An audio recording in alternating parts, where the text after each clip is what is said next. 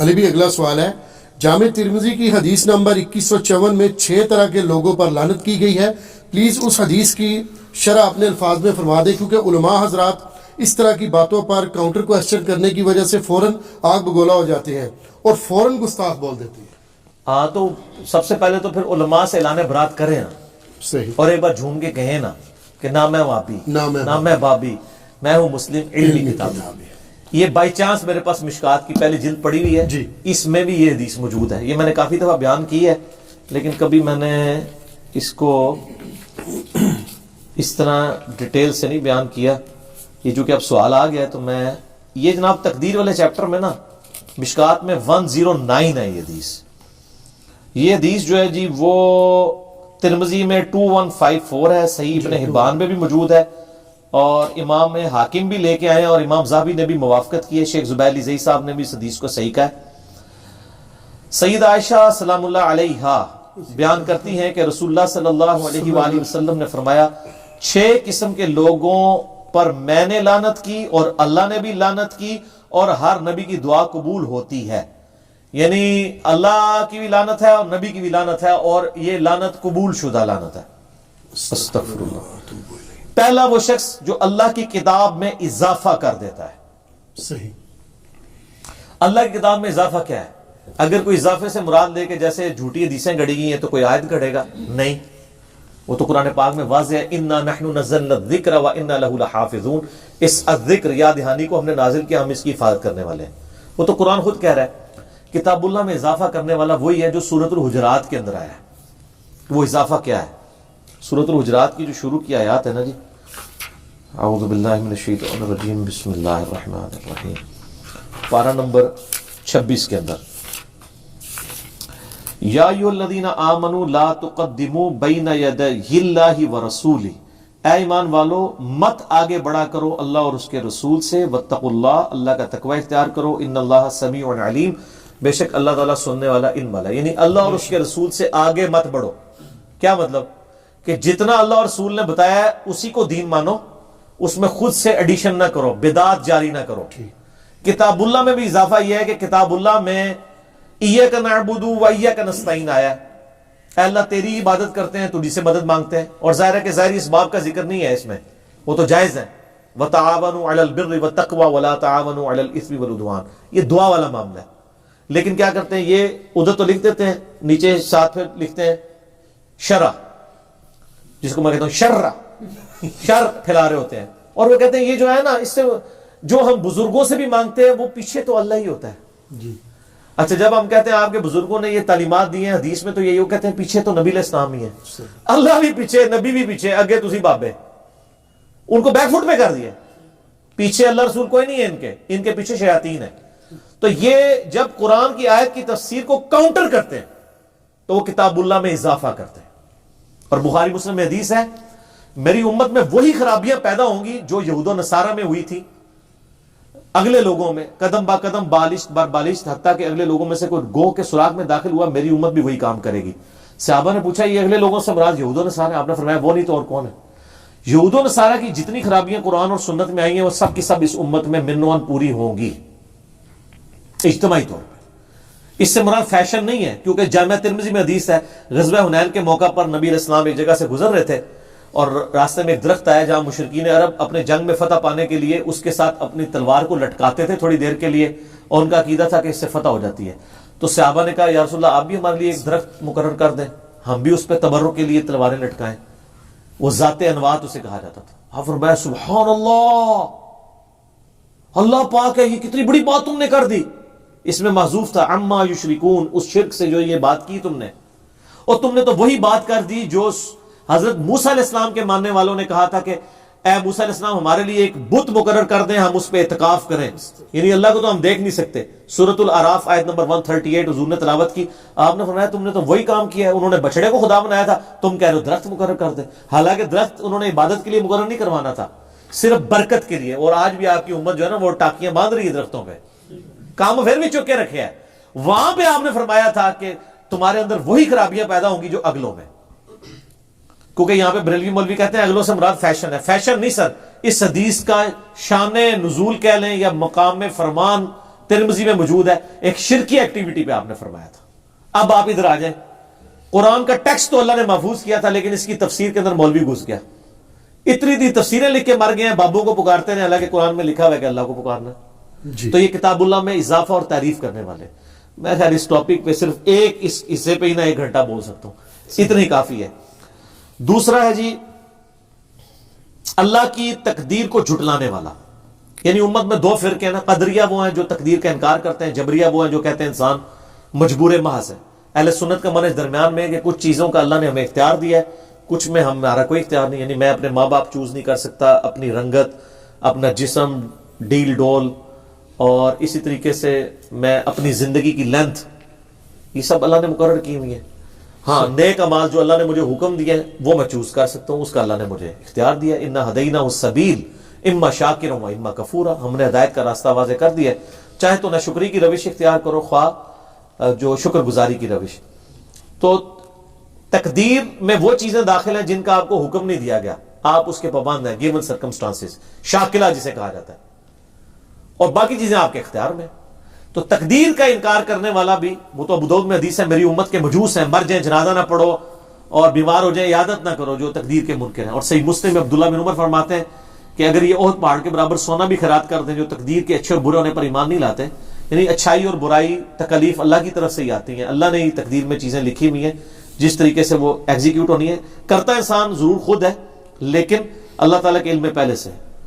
طاقت کے بل بوتے پر مسلط ہونے والا شخص تاکہ کسی عزت والے کو ذلیل کر دے، اے وجہ جدید شرع نہیں کرتے، تو ان سے پوچھے طاقت کے بل بوتے پہ اس امت پہ کون مسلط ہوا ہے؟ صحیح، اس وجہ سے سر وہ گستاخی کا فتویٰ لگاتے ہیں۔ طاقت سے اس امت پہ وہی مسلط ہوا ہے جس کے بارے میں ہم چیپٹر کلوز کر چکے ہیں 5B لکھ کے، واقعہ کربلا کا حقیقی پس منظر 72 صحیح الاسناد حدیث کی روشنی میں آپ اس میں دیکھ لیں۔ صحیح بخاری میں حدیث موجود ہے 4827، ویسے تو فی البدی میں 1 گھنٹہ اس میں بولتا جاؤں گا، 4827 کہ حضرت معاویہ رضی اللہ تعالیٰ عنہ نے اپنی وفات سے 4 سال پہلے تلوار کے زور پر اپنے بیٹے کے لیے بیعت لی اور صلح حسن کے اس عہد کو توڑ دیا کہ امت کو شورا کے حوالے کریں گے۔ انہوں نے تلوار کے زور پر مروان بن حکم سے خطبہ دلوایا کہ اللہ تعالیٰ نے امیر المومنین کو، معاویہ بن ابی سفیان کو ایک جو ہے وہ بات سجھائی ہے امت کے وسیع تر مفاد میں، وہی صاحب ہے میرے عزیز ہم وطنوں، جی وہی ہے کام، وہی ہے۔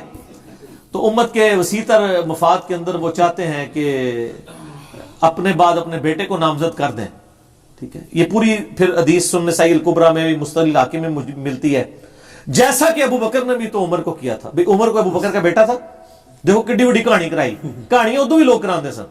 تو وہاں پہ حضرت ابو بکر کا بیٹا کھڑا ہو گیا، عبد الرحمن بن ابی بکر، اس نے کہا سیدھی طرح کیوں نہیں کہتا کہ تیرا امیر المومنین کیسر و کسرا کی طریقے پہ عمل کرنا چاہتا ہے، ابو بکر اور عمر کے طریقے پہ نہیں۔ یہ کیسر و کسرا کا طریقہ ہے کہ باپ مرے اور بیٹا حاکم بن جائے۔ ابو بکر اور عمر تو آپس میں کوئی رشتہ دار بھی نہیں تھے، ڈائریکٹلی میرٹ کے اوپر بنے تھے۔ انہوں نے کہا پھڑو انہوں گرفتار کرو امت کے وسیع تر مفاد میں، تو وہ حضرت عائشہ کے حجرے میں چھپ کے، اس وقت کم از کم اتنی یاد تھی کہ حضرت عائشہ کو لوگ ریگارڈ کرتے تھے کہ، تو لیکن اس کا غصہ ٹھنڈا نہیں ہوا، اس نے باہر سے کہا کہ ابو بکر کے بیٹے تو وہی ہے نا جس کے بارے میں قرآن میں آیت نازل ہوئی تھی سورہ احقاف کی، کہ یہ کہتا ہے کہ جب میں مر کے مٹی ہوں گا تو مجھے دوبارہ زندہ کیا جائے گا، یہ اگلے لوگوں کی سٹوریاں تو مجھے سناتے ہو، کہانیاں، یہ کافر تو ہی تھا نا وہ جس کے بارے میں قرآن کی آیت نازل ہوئی۔ پھر حضرت عائشہ سے صبر نہیں ہوا، انہوں نے کہا اسکت، خاموش ہو جا، آل ابی بکر کے بارے میں کوئی آیت نازل نہیں ہوئی ہے سوائے میری برات کے لیے سورہ نور کی جو آیات نازل ہوئی تھی جو مجھ پہ تہمت لگی تھی۔ البتہ تیرے بارے میں اللہ کے نبی علیہ السلام نے جب تو اپنے باپ کی پشت میں تھا فرمایا تھا حکم پہ لعنت، اس کی اولاد پہ لعنت، اور تو اسی لعنت کا ٹکڑا ہے۔ جدو انہیں پھکی ملی نا اما عائشہ کو، پھر وہ چپ کر گیا، ٹھنڈا ہو گیا۔ پھکی ملنے تو بات تو پتہ ہے لوگ ادو بھی چپ کر جایا کرتے سر، پھکی دینا اما جی دی بھی سنت ہے، بڑی بڑی پھکی دی تھی انہوں نے۔ تو سر طاقت کے بلبوتے پر مسلط ہونے والا اور معزز کو ذلیل بنانے والا۔ تو پھر دیکھ لیں یزید نے جو کچھ کیا ہے، سب سے معزز لوگ اہل بیت تھے، ان پہ کیا ظلم ڈھائے، اور وہ آج تک امت کو پھر اکٹھا نہیں ہونے دیتے۔ ان کے ہاتھوں سے لٹی باغ رسالت کی بہار، جو نمازوں میں صدا پڑھتے رہے صلی اللہ، ٹھیک ہے، جو نمازوں میں اللہم صلی علی محمد وعلی آل محمد پڑھتے رہے لیکن آل محمد ذبح کر دی. کافر مار دیتے تو اتنا غم نہ ہوتا, ٹھیک ہے, مسلمانوں نے مارا اسلام کے نام کے اوپر. تو بال 5B پڑھ لیں تو آپ کو پتہ چل جائے گا یہ کون کون لوگ اس میں ملوث ہیں. ایسے شخص کو معزز بنائے جسے اللہ نے ذلیل کیا اور کسی ایسے شخص کو ذلیل کرے جس کو اللہ نے معزز کیا ہو. تو اس کی آپ کو آل امیہ اور آل عباس دونوں اس کی پریکٹیکل مثال ہے. اس کے بعد ہے اللہ کے حرم کی بے حرمتی کرنے والا. سر یہ بھی 5B میں لکھا ہے.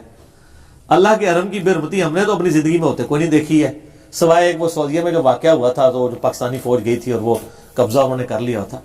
ادروائز تاریخ اسلام میں تو یزید نے سب سے پہلے منجنیق سے جو ہے وہ پتھر برسائے ہیں. صحیح مسلم میں موجود ہے, غلاف کعبہ بھی جل گیا اور حضرت اسماعیل علیہ السلام کے وہ جو قربانی کے لیے جو مینڈا آیا تھا اس کے سینگ سر وہ پچھلے 3,500 سال سے خانہ کعبے کے دروازے پہ لٹکے ہوئے تھے, وہ بھی جل گئے جی, ٹھیک ہے. تو پھر مدینہ شریف کے ساتھ چونکہ حضرت حسین کی شہادت کی وجہ سے اہل مدینہ ناراض ہو گئے تھے, انہوں نے یزید کی بیعت توڑ دی تھی. سر وہ بریلوی دیوبندی اہل حدیث شیعہ نہیں تھے, وہ یا صحابہ تھے یا تابعین تھے. اس میں میرا علی اللہ حسن نقوی صاحب کے ساتھ کوئی 6 گھنٹے کی نشست ہے, 157A اور B, کربلا اور محرم اور سنی شیعہ کنفلکٹ پہ 100 سوالات, جس کے کلپس ماشاءاللہ ملینز آف پیپل تک پہنچے ہیں. بلکہ وہ تو فیض جاری ہے, آئے دن وہ تازہ ہو جاتا ہے, کبھی کوئی اس کا کوئی کلپ کاٹ کے چڑھا دیتا ہے, کبھی کوئی چڑھا دیتا ہے. تو ان لوگوں نے مکے کی حرمت کو پامال کیا. اس کے بعد جب اہل مدینہ نے بیعت توڑی تو مدینے کے اوپر چڑھائی کی, واقعہ ہررا کہتے ہیں, جس کے اندر جو ظلم ہوا یعنی وہ بیان کرنے سے زبان کانپتی ہے. تو یہ اللہ کے حرم کی بے حرمتی ان لوگوں نے بھی کی. اس کے بعد آخری چیز تو آپ دیکھ لیں, پھر اس کی تو آپ نے خود ہی اب تفسیر کرنی ہے, میری اولاد کی بے حرمتی کرنے والا. یہ 5ویں چیز ہے. اولاد کی بے حرمتی کس نے کی ہے؟ آل امیہ نے. وہ 5B ریسرچ پیپر پڑھ لیں, مجھے زیادہ بولنے کی ضرورت نہیں, میں اتنا کچھ بول چکا ہوں کہ بار بار بولنے کی ضرورت نہیں ہے. اور پتہ لگ گیا کہ لوگ کیوں کتے ہار پہنتے ہیں اگوں اشارہ کرنے واسطے, کیونکہ ادھی حدیث ہی انہوں نے گاٹے فٹ ہو رہی ہے. ٹھیک ہے جی, معزز کو ذلیل اور ذلیل کو معزز کرنے والا, اللہ کے حرم کی بے حرمتی کرنے والا, میری اولاد کی بے حرمتی کرنے والا, اور آخر ہے میری سنت کو ترک کرنے والا. سنت کو ترک کرنا حقیر سمجھ کے, یہ بڑا جرم ہے. یہ سنت کو بدل کے بدعت جاری کرنا وہ بڑا جرم ہے. تو وہ بھی آل امیہ نے کیا, ممبروں پہ سب و شتم کرایا سیدنا علی کے اوپر, اور کئی سنتیں بدل دی. تو یہ تو اجماع امت نے جناب حفاظت کی ہے اس دین کی, ادروائز ان لوگوں نے تو بیڑا غرق کر دیا تھا. یا سیدنا علی کے دور کے اندر کچھ ریفارمز ہوئی جس کی وجہ سے کچھ سٹیبل ہوا یہ معاملہ. تو سر یہ وجہ تھی. اس ایک حدیث کی تفسیر پہ نا سر پوری ایک تحقیقی مجلس ہو سکتی ہے 2 گھنٹے کی, لیکن میں نے موٹا موٹا آپ کو حدیث پڑھ کے بتا دی, اور اس کے بعد آپ خود فیصلہ کر لیں. سنت کے معاملے میں تھوڑا سا بتا دوں, ان سنتوں سے مراد وہ سنتیں نہیں ہیں جو نفلی باتیں ہیں. یعنی اب یہ جو 12 سنتیں موقع چھوڑنے والا کوئی اس میں لانتی نہیں ہوگا, وہ تو اللہ کے نبی نے خود مشروع نہیں کیے ہیں. سنت کو حقیر سمجھنا اور ایسی مشروع سنت کا مذاق اڑانا, یہ محدثین نے اس کی شرح کی ہے. جب نبی علیہ السلام خود چھوڑ دیتے تھے ایک چیز, تو ظاہر ہے کہ وہ پھر امت کو انہوں نے بتا دیا نا کون سی چیزیں مشروع ہیں, کون سی چیزیں جو ہے نبی علیہ السلام کی مبارک عادت کے طور پہ بھی کچھ تھی. مثلا تہمت پہننا, ایک بندہ تہمت نہیں پہنتا تو اب اس کو لانتی تو نہیں ہم کہیں گے. کچھ آپ کی مبارک عادتیں تھیں, کچھ آپ علیہ السلام نے اس کو دین کے طور پہ تعلیم کیا لیکن کمپلسری نہیں کیا, کچھ چیزوں کو کمپلسری کر دیا. جیسے میں آپ کو بتاتا ہوں, بخاری مسلم میں حدیث ہے کہ یہود و نصارہ کی مخالفت کرو, وہ داڑیاں رنگتے نہیں, تم داڑیاں رنگو. ٹھیک ہے, اس حدیث کے ظاہری الفاظ سے تو لگتا ہے جو سفید داڑھی کو رنگ نہ کرے سرخ مہندی وغیرہ لگا کے, تو وہ تو یہود و نصارہ کی پیروی کر رہا ہے. لیکن اسی حدیث کے راوی حضرت جابر بن عبداللہ بھی ہیں اور سیدنا علی بھی ہیں, اور ان دونوں کی اپنی سفید داڑیاں تھیں.